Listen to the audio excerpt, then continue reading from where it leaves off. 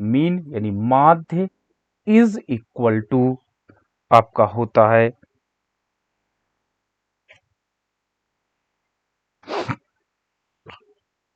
1/2 bracket में 3 माध्यिका minus बहुलक। ठीक है, तो अगर आपके पास माध्यिका का मान दिया है और बहुलक का मान दिया है तो आप माध्य का मान जान सकते हैं। इसके अलावा अगर आप अब इसी के आधार पर अगर आपके पास माध्य का मान दिया है, माध्यिका का मान दिया है, तो आप बहुलक की गणना भी कर सकते हैं। तो बहुलक बराबर आपका होता है, बहुलक बराबर आपका होता है 3 माध्यिका 3 इंटू माध्यिका माइनस 2 माध्य। आपका इसका तात्पर्य हुआ कि अगर आपको माध्यिका और माध्य का मान दिया हुआ है, ठीक है, तो माध्यिका को आप 3 टाइम्स 3 से गुणा कर दीजिए और माध्य को आप 2 से मल्टीप्लीकेशन कर दीजिए और ये जो 3 माध्यिका का मान आया है इससे 2 माध्य का मान माइनस कर दीजिए तो आपको बहुलक का मान ज्ञात हो जाएगा। तो ये रिलेशनशिप क्या होता है, एग्जाम में कभी कभी ये भी पूछ लिया जाता और माध्यिका से लेकर के क्या संबंध है, माध्यिका इज इक्वल टू आपका 1/2 आपका ब्रैकेट 2 माध्य प्लस बहुलक। ये आपका फार्मूला बन जाता है। इस फार्मूला को आप नोट रखिएगा। तो ये जो आपका पास फार्मूला होंगे, इस फार्मूले के बिहाफ पर बेसिस पे आप लोग कैलकुलेट कर सकते हो और एग्जाम में ये जो होता फार्मूला, ये एग्जाम में फार्मूला बहुत पूछा जाता है। और एक और फार्मूला आप याद रखिएगा, माध्य माइनस बहुलक इज इक्वल टू 3 माध्य माइनस माध्यिका। ये आपका रिलेशनशिप होता है। तो ये आपका formula number 1, formula number 2, formula number 3, formula number 4। ये एग्जाम्स में मैंने देखा है कि जरूर एक दो क्वेश्चन इस टाइप्स के रहते हैं कि what is the relationship between median, mode and आपका अर्थमेटिक मीन, मोड, मीडियन। इनके बीच में क्या रिलेशनशिप पाया जाता है, निम्न विकल्पों में से कौन सा विकल्प सत्य है। मान लीजिए यही 4 विकल्प दे दिया जाए, बाकी इसमें जैसे मैं 2 माध्यिका कर दूं, इसमें कहीं 3 माध्य कर दूं, तो ये सारे और विकल्प गड़बड़ हो जाएंगे, बस एक विकल्प इसमें आपका सही रहेगा। तो इस प्रकार के क्वेश्चन एग्जाम्स में काफी आते हैं। तो इन रिलेशनशिप को आप जरूर एक बार देख लीजिएगा और इनको एक बार, ठीक है, सरसरी निगाह से देखना अनिवार्य होता है क्योंकि इस तरह के क्वेश्चन एग्जाम्स में काफी अधिक पूछे जाते हैं। तो ये हमने रिलेशनशिप आपके साथ डिस्कस किया और अब हम लोग डिस्कस करने जा रहे हैं हार्मोनिक मीन। ठीक है, जो हमारा आज का टॉपिक है हार्मोनिक मीन। और हार्मोनिक मीन के अंतर्गत आज हम लोग देखेंगे कि हरात्मक माध्य क्या है। ठीक है, तो कुछ समस्याएं ऐसी होती हैं जो एक क्या कहते हैं विशिष्ट प्रकार के माध्य से ही कैलकुलेट किया जाता है। तो ये एक प्रकार का विशिष्ट प्रकार का माध्य है, विशिष्ट प्रकार का माध्य है, स्पेशल कैटेगरी का ये माध्य है। ठीक है, जो ऐसी समस्याओं जैसे समय दर, ठीक है, समय और दर, समय दर, ठीक है, जो जैसे ना टाइम पीरियड के साथ नहीं होता, कुछ चीजें कैलकुलेट की जाती हैं। ठीक है, जैसे किलोमीटर, किलोमीटर आपका प्रति घंटा, किलोमीटर जैसे एक गाड़ी की स्पीड, इस गाड़ी की स्पीड संबंधित प्रति घंटा संबंधित प्रश्न इसी अर्थ हार्मोनिक मीट के माध्यम से सॉल्व किए जाते हैं। प्रतिदिन निर्मित इकाइयां, प्रतिदिन निर्मित इकाइयां आपका प्रतिवर्ष पूरे किए गए कॉन्ट्रैक्ट्स या वादे, प्रतिवर्ष पूरे किए गए वादे आदि से संबंधित चरों का क्या होता है, कैलकुलेशन हम इसके माध्यम से करते हैं। ठीक है, आपको मैं एक एग्जांपल बताता हूं कि मान लीजिए एक स्कूटर, ठीक है, 3 किलोमीटर प्रति घंटे की दर से जाता है। ठीक है, दर से प्रति किलोमीटर की दर से जाता है पर किलोमीटर, ठीक है, प्रति किलोमीटर घंटे की दर से जाता है। कोई भी दूरी जो डिस्टेंस है एक्स से लेकर के वाई कंप्लीट करता है। एक स्कूटर है जो 3 किलोमीटर प्रति घंटे की दर से जाता है और कहां से, एक्स से लेकर के वाई तक जाता है और लौटता आपका है वो 4 किलोमीटर प्रति घंटे की दर से वो लौटता है। ठीक है, तो एग्जाम में आपका यह क्वेश्चन आया, एक सिंपल क्वेश्चन, ठीक है, कि 3 किलोमीटर की स्पीड से वो गया एक्स से वाई पर और वाई से एक्स पर आया 4 किलोमीटर की घंटे से, तो औसत स्पीड स्कूटर की क्या होगी। ठीक है, तो अधिकतर हम लोग क्या करते हैं, जब समांतर माध्य का प्रयोग करते हैं और औसत की गणना करते हैं तो हम लोग क्या करते हैं, अधिकतर मीन की कैलकुलेशन करते हैं। 3 की स्पीड से गया, 4 की स्पीड से वापस आया, अपॉन 2 कर दिया तो 4 3 7, 7/2, 3.5 आंसर आपका हमने बहुविकल्पी में टिक कर दिया और हम कॉन्फिडेंट हो जाते हैं कि this is my correct question answer. ठीक है, और आपका ये मल्टीपल चॉइस में ये जरूर अर्थमेटिक मीन का एक मीन का आंसर जरूर उसमें छुपाया जाता है। ठीक है, लेकिन ये आपका आंसर गलत है। ठीक है, इस तरह के हमने बोला ना, समय दर, किलोमीटर, प्रतिदिन निर्मित इकाइयों की संख्या, प्रतिवर्ष पूरे किए गए वादे, इस प्रकार के क्वेश्चन केवल हार्मोनिक मीन से ही निकाले जाते हैं। चलो अब हार्मोनिक मीन इसका निकाला जाएगा, तो अभी मैं समांतर श्रेणी आपको सिखा रहा हूं, समांतर श्रेणी सीखिएगा, फिर आप इसी स्कूटर की स्पीड को निकालिएगा, देखिएगा आपको अंतर प्राप्त हो जाएगा।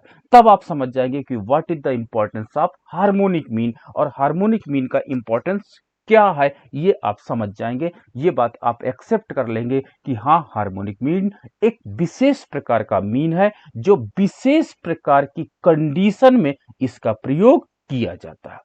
ठीक है, तो ये प्रश्न अभी हम यहीं पर छोड़ देते हैं कि इसका हार्मोनिक मीन से क्या आंसर आएगा। हम हार्मोनिक मीन को सीख लेते हैं और हार्मोनिक मीन को सीखने के बाद इस प्रश्न को लास्ट में जब हम हार्मोनिक मीन को समाप्त कर देंगे फिर इसी पर आएंगे और देखिएगा ये जो आपका ये आंसर है 3.5 आंसर है, जो आपने एक नॉर्मल आपने देखिए आपको एक्सेप्ट हो रहा होगा कि 3 किलोमीटर की स्पीड से स्कूटर गया और 4 किलोमीटर की स्पीड से वापस आया, तो ऑटोमेटिक है सर कि दोनों को प्लस करके 2 से कर दीजिए, एवरेज स्पीड आपकी पता चल जाएगी। और यहां पर मैंने पूछा जाने तथा आने में औसत गति क्या थी, तो आपके दिमाग में ये बैठा होगा कि नहीं सर, इसको औसत निकालने का यही तरीका है कि दोनों को जाने की स्पीड और आने की स्पीड दोनों को ऐड करके 2 से डिवाइड कर दीजिए, आपको औसत गति पता चल जाएगी। लेकिन हमने बोला कि आपका समय दर, किलोमीटर प्रति घंटा, प्रतिदिन निर्मित इकाइयों की संख्या, जो अर्थशास्त्र में सबसे ज्यादा इसका प्रयोग ना, जहां पर आपका इससे संबंधित प्रश्न आ जाता,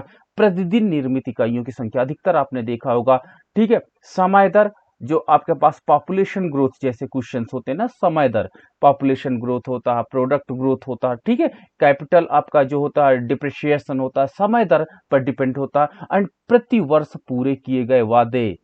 ठीक है, आप बजट में देख लो, जो बजटिंग सिस्टम में आप तो ये नहीं, ये 3 क्वेश्चन तो मुझे लगता है कि सब इकोनॉमिक्स से इंटर रिलेटेड है। ठीक है, ये आपका चाल समय काम समय से हो सकता है किलोमीटर प्रति घंटा और इसका प्रयोग कम किया जाता है, बट समय दर, प्रतिदिन निर्मित इकाइयों की संख्या, प्रतिवर्ष पूरे किए गए वादे, इस प्रकार के क्वेश्चंस जो आएंगे जहां पर आप पर डे की बात करते हैं, प्रतिवर्ष की बात करते हैं, समय दर की बात करते हैं कि इतने टाइम पीरियड में इतनी पॉपुलेशन ग्रोथ थी, वहां पर जब एवरेज आप कैलकुलेशन करेंगे तो वहां पर हार्मोनिक मीन का ही प्रयोग किया जाएगा, ना कि नॉर्मल मीन का जिसे आप लोग अर्थमेटिक मीन की संज्ञा देते हो। क्लियर है, तो ये हमारे पास होता है हार्मोनिक मीन, जिसे हम लोग हरात्मक माध्य कहते हैं। और हरात्मक माध्य क्या होता है, किसी संख्या का व्युत्क्रम मान होता है, व्युत्क्रम मान। ठीक है। हार्मोनिक जो मीन होता है, HM जो होता है, वो किसी संख्या का व्युत्क्रम मान होता है। व्युत्क्रम मान होता है यानी रेसिप्रोकल वैल्यू होती है। रेसिप्रोकल वैल्यूज को इसके अंतर्गत कैलकुलेट किया जाता है। रेसिप्रोकल वैल्यू आपके दिमाग में होता है, व्हाट इज रेसिप्रोकल वैल्यू, क्या होता है? ठीक है, जब किसी संख्या को, ठीक है, एक में उस मूल्य का भाग देने से उपलब्ध होता है। कोई संख्या है, जैसे मेरे पास, आपके पास एक संख्या है, दैट इज 5। अब 5 का रेसिप्रोकल क्या हुआ? तो एक में इसको भाग दे दो 5 का, तो आपको रेसिप्रोकल मिल जाएगा। ठीक है, तो इसका 5 का रेसिप्रोकल, रेसिप्रोकल क्या हो जाएगा? 1/5। किसी नंबर को 1 में डिवाइड कर दोगे तो वो आपको रेसिप्रोकल फॉर्म में प्राप्त हो जाएगा। 8 का रेसिप्रोकल क्या है? तो 8 का रेसिप्रोकल जो होगा 1/8 हो जाएगा। आपका 0.2 का रेसिप्रोकल क्या है? तो 0.2 का रेसिप्रोकल क्या हो जाएगा? 1/0.2 हो जाएगा। क्लियर है? तो किसी संख्या का व्युत्क्रम निकाल लेना, यही आपका सबसे पहले व्युत्क्रम निकाला जाता है। अगर एक संख्या है तो उसका व्युत्क्रम निकाल लीजिए, वही आपका हार्मोनिक मीन हो जाएगा। और कई नंबर है तो सबका व्युत्क्रम निकालने के बाद उनको ऐड करना होता है, जिसके परिणाम स्वरूप हमको कैलकुलेट हो जाएगा कि ये हमारे पास हार्मोनिक मीन है। ठीक है, तो हार्मोनिक मीन जो होता है वो आपका रेसिप्रोकल के आधार पर इसकी गणना की जाती है। ठीक है, तो अब चलिए, हमने रेसिप्रोकल जान लिया क्या होता है। रेसिप्रोकल किसी संख्या को, जिस संख्या को आप, किसी संख्या का रेसिप्रोकल जो होगा, रेसिप्रोकल एक में भाग देने से प्राप्त हो जाता है। एक में भाग देने से प्राप्त हो जाता है। ये आप रेसिप्रोकल इस प्रकार आप कैलकुलेट कर सकते हो। चलिए, अब हम तीन प्रकार की श्रेणियां होती हैं, साधारण श्रेणी, विच्छिन्न श्रेणी तथा अविच्छिन्न श्रेणी। तीनों के अंतर्गत हार्मोनिक मीन की गणना आज करने जा रहे हैं। सबसे पहले आपका याद रखिएगा साधारण श्रेणी। साधारण श्रेणी के अंतर्गत, साधारण श्रेणी के अंतर्गत, इंडिविजुअल सीरीज के अंतर्गत जब भी हार्मोनिक मीन की गणना आप करेंगे तो हार्मोनिक मीन की गणना करने के लिए हार्मोनिक मीन HM बराबर आपका रेसिप्रोकल जो हो जाएगा, वो रेसिप्रोकल वैल्यू होगी।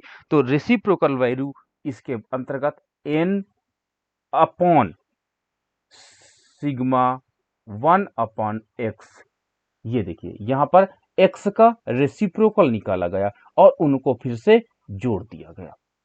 तो जो आपके, क्योंकि साधारण श्रेणी में केवल एक मान दिया रहता है, x का मान दिया रहता है, और x को आप रेसिप्रोकल में कन्वर्ट कर लीजिए और रेसिप्रोकल में कन्वर्ट करने के परिणाम स्वरूप उसको सिग्मा का मान निकाल लीजिए और इस फार्मूले में आप पुट कर दीजिए, आपको वैल्यू प्राप्त हो जाएगी। तो ये आपका फार्मूला हो जाता है साधारण श्रेणी के अंतर्गत हार्मोनिक मीन निकालने का। ठीक है, तो ये आप इसके अंतर्गत, चलिए हम प्रश्न करते हैं। ठीक है, मान लीजिए एक क्लास में टेस्ट हुआ और बच्चों के टेस्ट में 50 में से या 100 में से नंबर प्राप्त हुए, 100 में से 100 का पूर्णांक था और नंबर प्राप्त हुए। ए स्टूडेंट को नंबर जो मिला वो मिला 32। ए स्टूडेंट को प्राप्त होने वाला नंबर 32 है। बी स्टूडेंट को जो नंबर मिला वो 35 मिला। सी स्टूडेंट को मिलने वाला नंबर था 36। डी स्टूडेंट को प्राप्त हुआ नंबर आपका 58 आता है और ई स्टूडेंट को प्राप्त होने वाला नंबर 61 और एफ स्टूडेंट को प्राप्त होने वाला नंबर 73 है। ठीक है, तो यहाँ पे हम तो नंबर की बात करते हैं, ठीक है, कुछ भी आपका हो सकता है, गति हो सकती है, लेकिन नंबर तो नहीं हो सकता। तो ये जैसे प्रतिदिन उत्पादित वस्तुओं की संख्या हो सकती है, क्योंकि हमको हार्मोनिक मीन निकालना है, ठीक है। तो यहाँ पर कोई ऐसी इंफॉर्मेशन दी जाएगी जिसका आप हार्मोनिक मीन की वैल्यू कैलकुलेट करना होगा। अब आपको पूछा जाएगा हरात्मक माध्य की गणना कीजिए। तो हमने आपको बताया फार्मूला में कि फार्मूले में सबसे पहले 1/x का मान निकाल लीजिए और उसको योग कर लीजिए, ठीक है। तो चलिए अगली मेरी टेबल बनती है 1/x की, सबको 1/x में कन्वर्ट कर लीजिए। तो 1/32, आपका 1/35, 1/36, 1/58, 1/61, 1/73, सभी को 1 में कन्वर्ट कर लीजिए।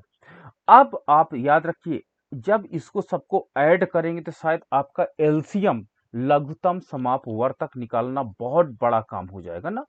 तो इससे बचने के लिए आप इसको यहीं पर पॉइंट में कन्वर्ट कर लीजिए, यहीं पर 1 को 32 से भाग दीजिए, विभाजित कर दीजिए यहीं पर, ठीक है। थोड़ा सा कॉम्प्लिकेटेड रहेगा मैटर, बट आपके लिए इजी हो जाएगा। 0.03125 हो जाएगा यहीं पर। चलिए 1 को 35 से डिवाइड करिए तो क्या हो जाएगा, 0.02857 हो जाएगा। चलिए यहां पर भी 0 पॉइंट आपका 02778, यहां पर 1/58 को पॉइंट में कन्वर्ट कीजिए, 0.01724। आप 1 को 61 से डिवाइड कीजिए, 0.01639।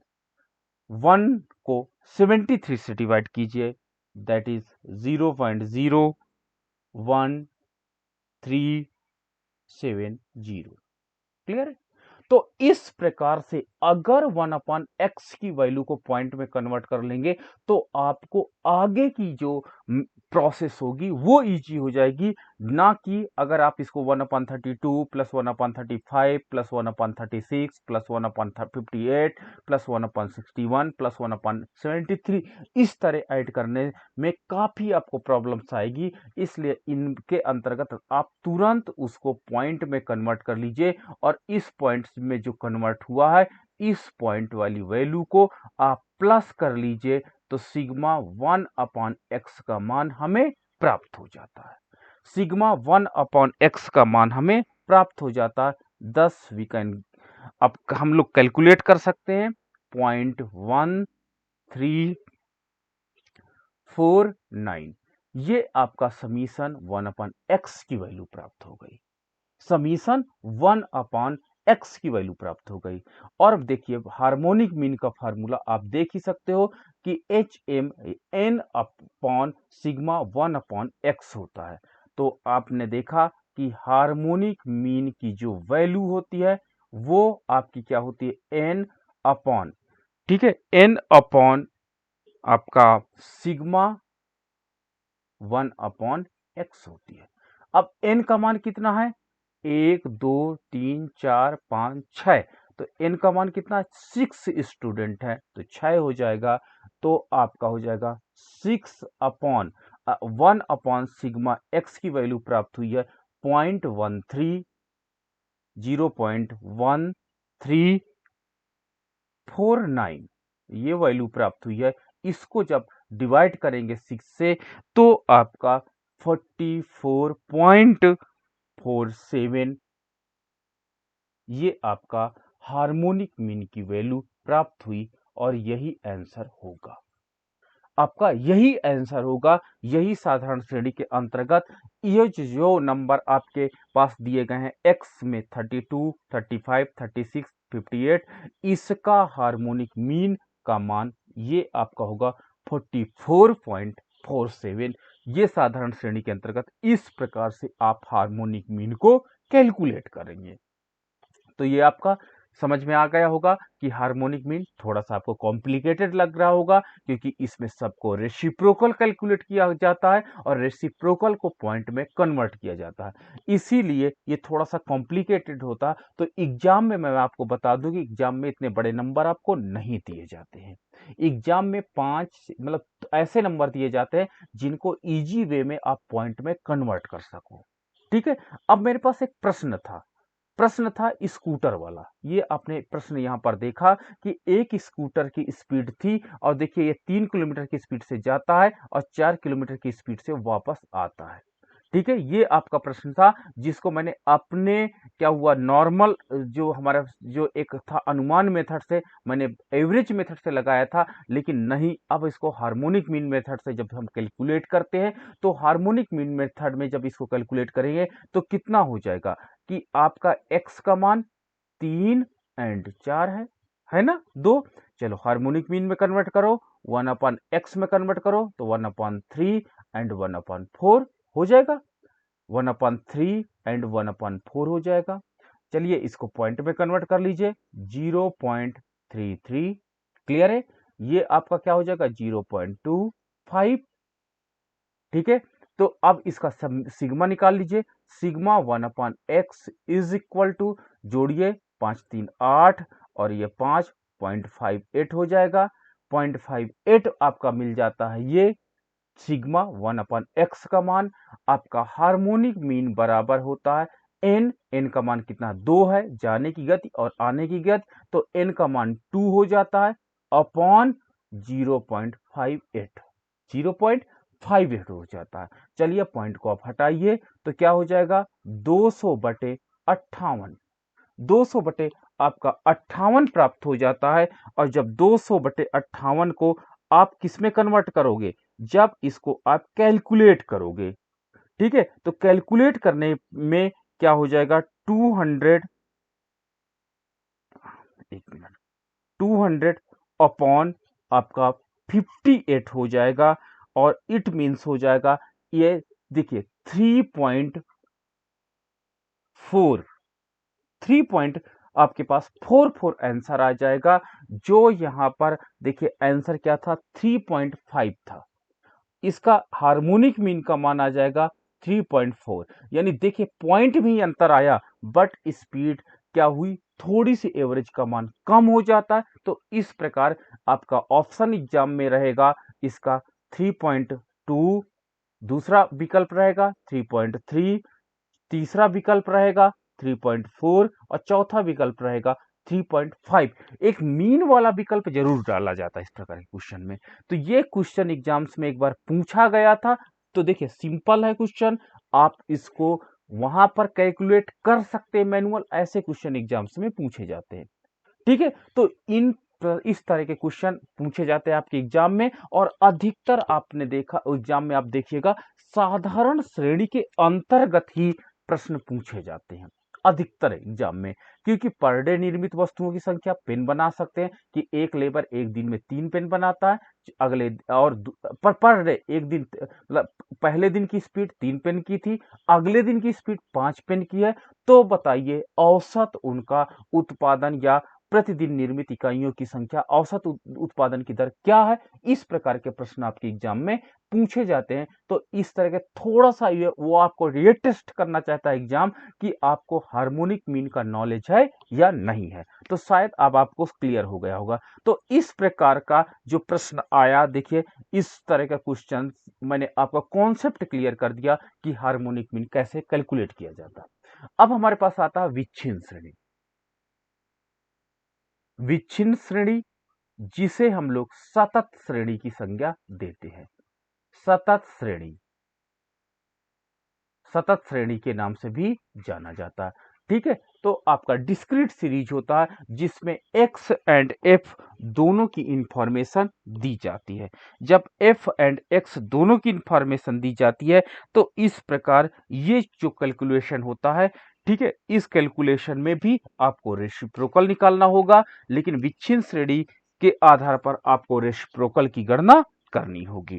ठीक है, तो इसका जो फार्मूला होता है ये, क्योंकि harmonic mean is equal to, ठीक है, एन अपॉन सिग्मा, आपका सिग्मा एफ इंटू 1/x होता है। ठीक है, सिग्मा एफ इंटू 1/x होता है। और ये देखिए यहां पर 1/x क्या है, हार्मोनिक मीन है। तो सबसे पहले आपको, सॉरी, आपका रेसिप्रोकल है, ये जो वैल्यू है रेसिप्रोकल को रिप्रेजेंट करती है। आप सबसे पहले रेसिप्रोकल कैलकुलेट करिएगा, फिर उसको f से मल्टीप्लाई कर दीजिएगा। मल्टीप्लाई करने के बाद जो आएगा उसको आप समीशन कर दीजिएगा, उसको आप ऐड कर दीजिएगा, जोड़ दीजिएगा। और n क्या होता है, n को आप क्या बोल सकते हो, सिग्मा f ना, सिग्मा f ही तो होता है n। ठीक है, तो आप सिग्मा f की वैल्यू कैलकुलेट कर लीजिएगा और आपको इनमें इस फार्मूले में पुट कर दीजिएगा। आप विच्छिन्न श्रेणी के अंतर्गत, आप सतत श्रेणी के अंतर्गत हार्मोनिक मीन की गणना कर सकते हो। तो इस प्रकार हार्मोनिक मीन विच्छिन्न श्रेणी के अंतर्गत भी आप कैलकुलेट कर सकते हो। चलिए हम इसका एक एग्जांपल देखते हैं। एज आपके पास मान लीजिए दिया गया है, ठीक है, 50 साल की एज के जो व्यक्तियों की संख्या है, पर्सन्स है, फ्रीक्वेंसी है, वो कितनी है, 50 साल वाले 2 व्यक्ति हैं। ठीक है, आपके पास 51 वर्ष वाले कितने व्यक्ति हैं, आपके पास 4 व्यक्ति हैं। आपके पास 52 वर्ष वाले कितने व्यक्ति हैं, आपके पास 10 व्यक्ति हैं। आपके पास 53 साल वाले कितने व्यक्ति हैं, आपके पास 6 व्यक्ति हैं। आपके पास 54 साल वाले कितने व्यक्ति हैं, आपके पास 2 व्यक्ति हैं। आपके पास 55 साल वाले कितने व्यक्ति हैं, आपके पास 2 व्यक्ति हैं। चलिए अब आप क्या करिए, औसत उम्र निकालिए। ठीक है, औसत उम्र की गणना कीजिए। ठीक है, तो ये आपके पास एक प्रकार से समय की बात कर रहा है, हार्मोनिक मीन की बात कर रहा है। तो इस तरह हमने आपको बताया कि जो एज होगी ये वैल्यू क्या रिप्रेजेंट करेगी, that representing the value of x. And F क्या रिप्रेजेंट करेगा, नंबर ऑफ द पर्सन। तो सबसे पहले हार्मोनिक मीन कैलकुलेट करने के लिए 1/x की वैल्यू कैलकुलेट करना होगा।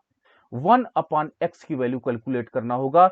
और 1/x की वैल्यू कैलकुलेट करने के लिए 1/50, ठीक है, 1/50। और मैंने आपको बोला कि तुरंत आप इसको कन्वर्ट कर लीजिए। आप किस में कन्वर्ट कर लीजिए, पॉइंट में कन्वर्ट कर लीजिए।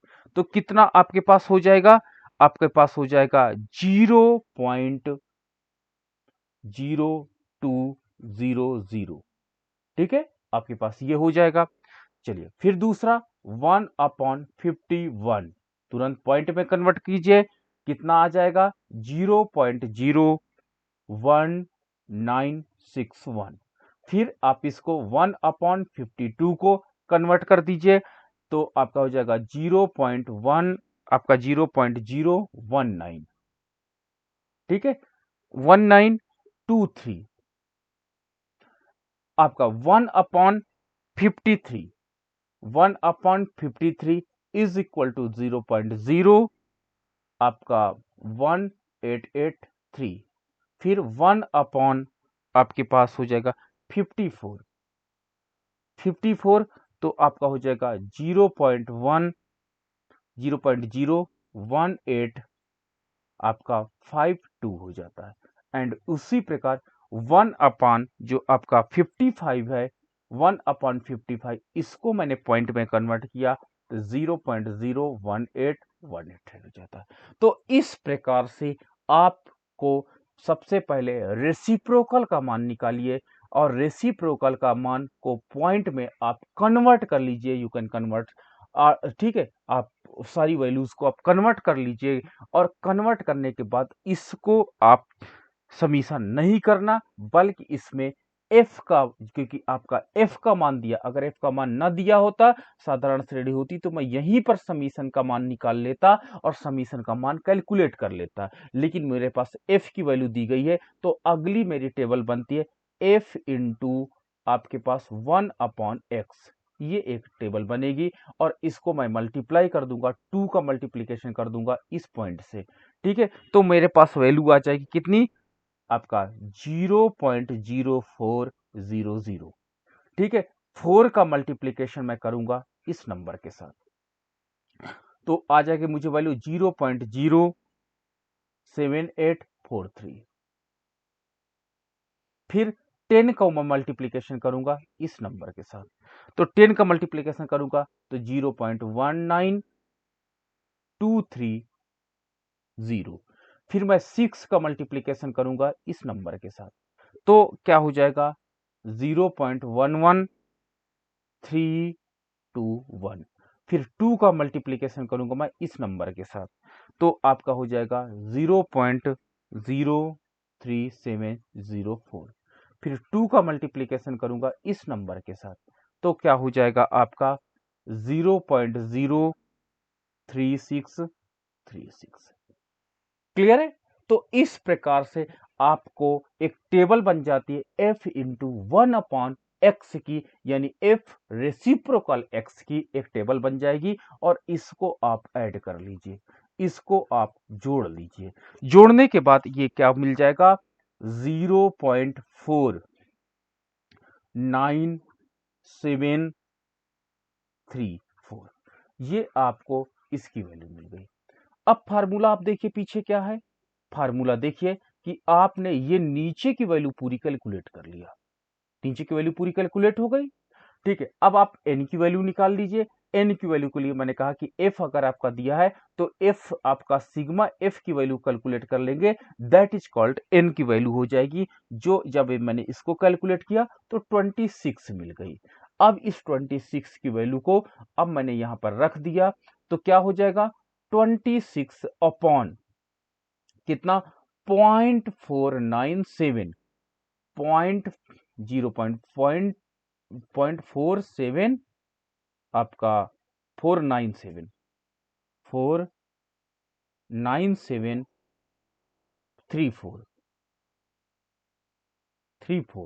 अब आप इस नंबर को 26 में डिवाइड कर दीजिए। आप इसको जब भाग देंगे तो आप भाग दे दीजिए, और भाग देने के परिणाम स्वरूप आपको वैल्यू जो प्राप्त हो जाएगी वो वैल्यू क्या हो जाएगी 52.28 मिलेगी। ठीक है, ये आप इसको जब डिवाइड करेंगे तो कुछ ये वैल्यू आपके पास आ जाएगी। तो ये देखिए आपके पास रेसिप्रोकल वैल्यू आपको मिल जाती है, और आप इसको रेसिप्रोकल फॉर्म में भी चाहे तो कर सकते हैं। इसको फिर से एक बार रेसिप्रोकल फॉर्म में करना चाहें तो आप कर सकते हैं। तो आपका क्या हो जाएगा हार्मोनिक मीन इज इक्वल, देखिए ये आंसर इतना सही है, इतना ओके हो चुका है। ठीक है, मैं एक दूसरे तरीके से इस फार्मूले को लिखना सिखा देता हूं, कभी कभी एग्जाम में आपको आ जाता है या आपके ब्रेन में यह होना चाहिए कि इसको और तरीके से कुछ लिख सकते हैं। हाँ, लिख सकते हैं रेसिप्रोकल। ठीक है, रेसिप्रोकल इनटू आपके पास इसको रेसिप्रोकल करेंगे तो ये नीचे वैल्यू वैल्यू ऊपर चली जाएगी और ऊपर वाली वैल्यू नीचे आ जाएगी। जब इस फार्मूले को रेसिप्रोकल फॉर्म में पुनः रखूंगा तो ये कुछ ऐसा हो जाएगा sigma F upon x upon आपके पास सिग्मा एफ हो जाएगा।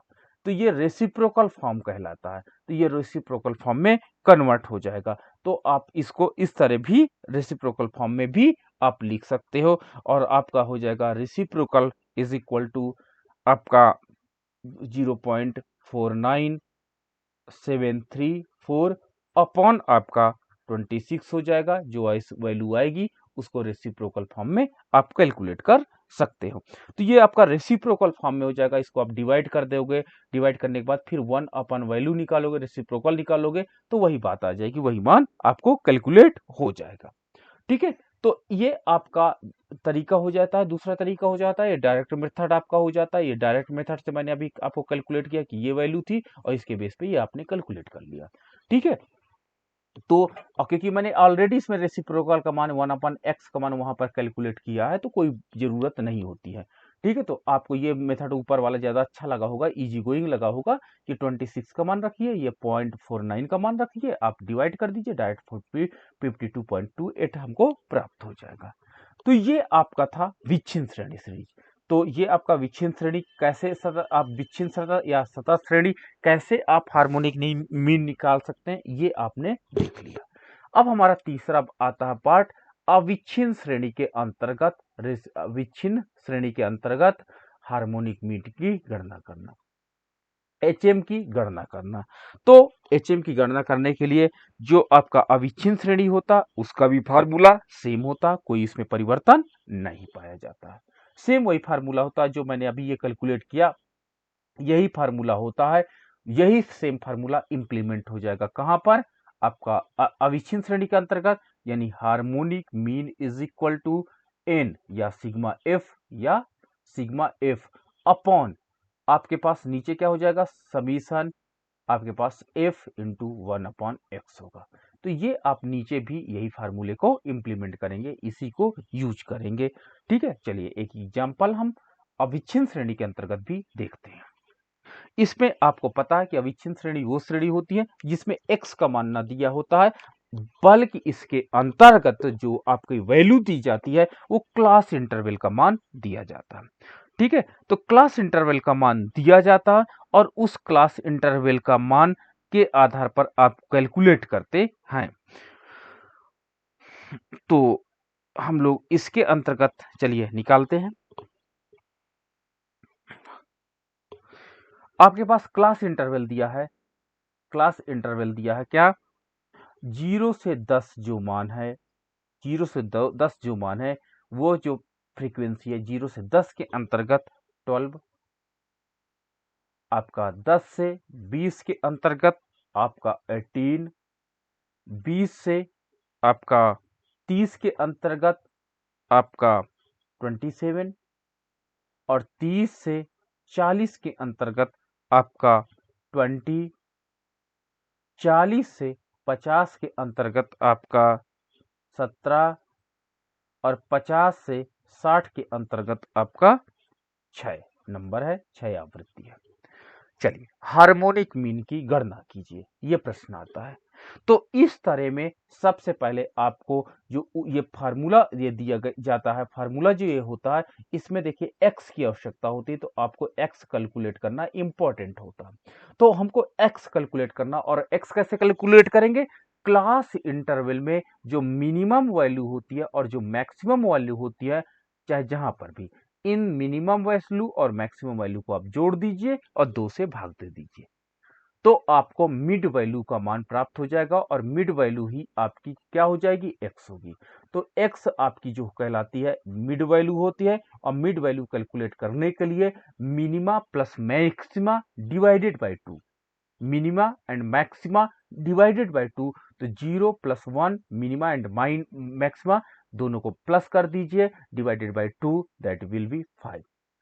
आप इसमें 10 + 20 कर दीजिए, 10 और प्लस 20 तो आपका हो जाएगा 30, divided by 2 15, 20 30 50 divided by 2 25, 30 40 70 divided by 2 35, आपका 40 50 डिवाइडेड बाय 2 90 45, आपका 50 60 डिवाइडेड बाय आपका प्लस करने पर 110 आता है, और 110 जो होता है वो 55 को डिवाइड हो जाएगा। तो ये आपका देखिए क्या निकल आई वैल्यू, आपकी निकल आई वैल्यू आपका मिड वैल्यू यानी x निकल आई। अब देखिए x मिल गई और आपको f मिल गई, अब आप क्लास इंटरवल को भूल जाइए। ठीक है, अब आपका ये विच्छिन्न श्रेणी में देखिए कन्वर्ट हो गया, x and f value given है, तो ये जो आपका विच्छिन्न श्रेणी में कन्वर्ट हो गया, तो ये जो विच्छिन्न श्रेणी में है, अब इसको वही फार्मूला लगाइए। सबसे पहले आप 1/x की वैल्यू को कैलकुलेट कर लीजिए। 1/x की वैल्यू क्या हो जाएगी, 1/5। ठीक है, तुरंत 1/5 को पॉइंट में कन्वर्ट करिए, 1/5 को पॉइंट में कन्वर्ट करेंगे तो क्या हो जाएगा, 0.2000। ठीक है, फिर 1/15 क्या हो जाएगा, 0.06667, फिर 1/25 इज इक्वल टू 0.00400, फिर 1/35 इक्वल टू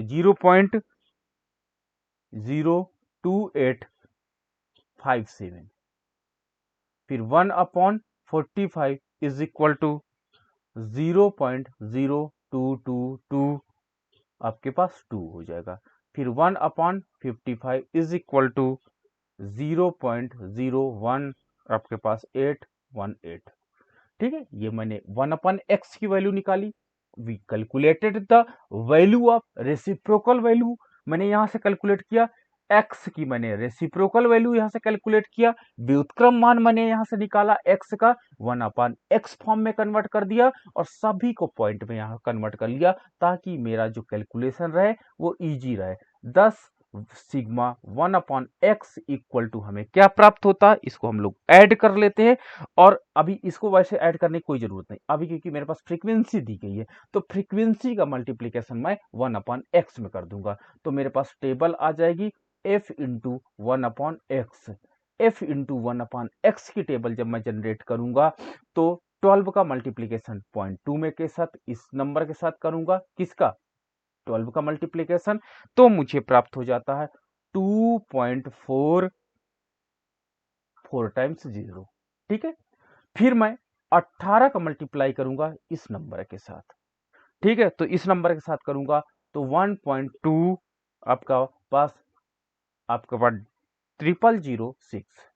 फिर मैं 27 का मल्टीप्लीकेशन इस नंबर के साथ करूंगा, तो 27 का मल्टीप्लीकेशन इस नंबर के साथ करूंगा तो आपके पास आ जाएगा 1.08000।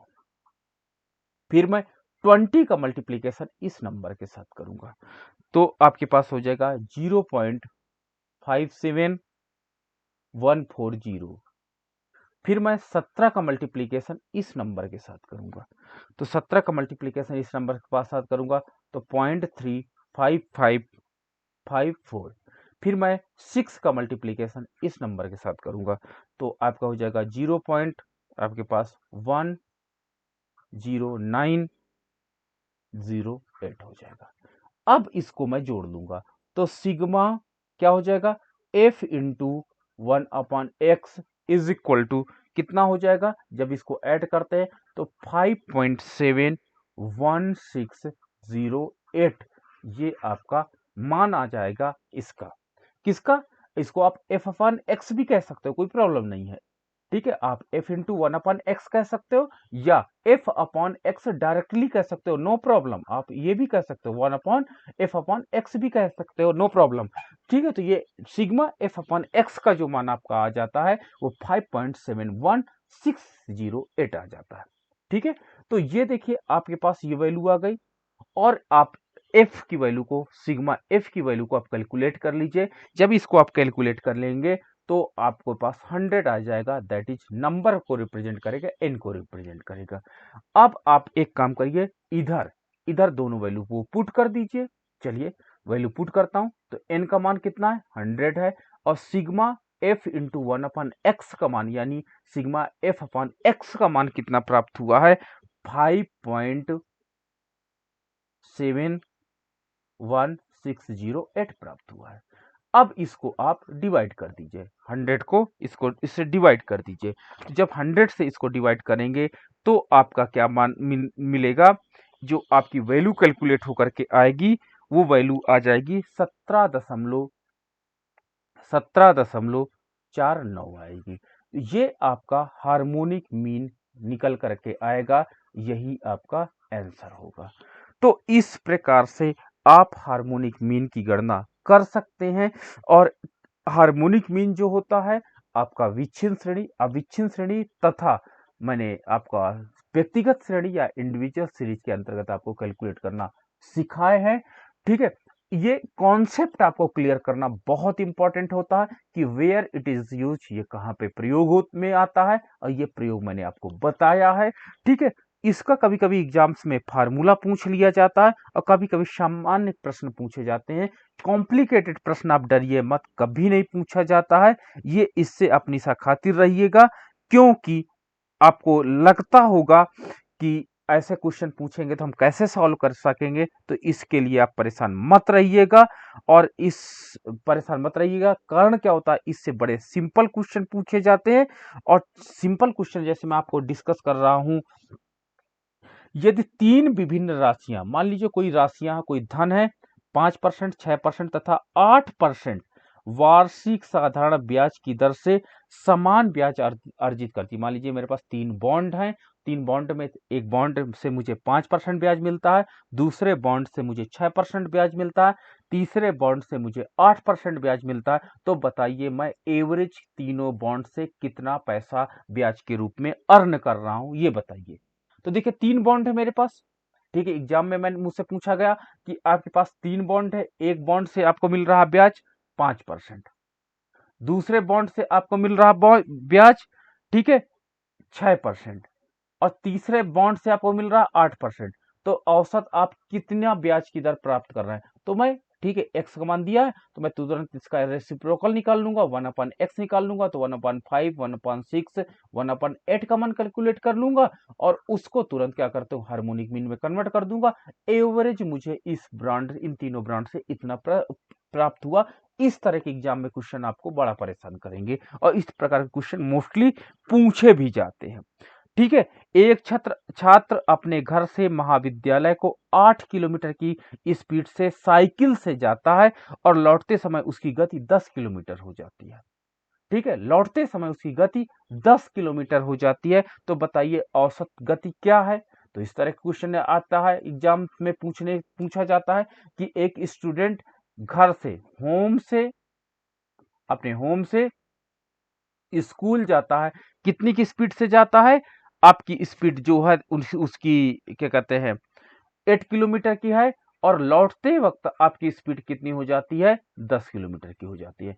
तो इसका एवरेज का वो क्या मान होगा, ये किस औसत स्पीड से जाता है? तो आप हार्मोनिक मीन की गणना कर लीजिए। तो x का मान आपका 8 एंड 10 दिया है, 1/x की वैल्यू कैलकुलेट कर लीजिए, 1/8 एंड 1/10 हो जाएगा।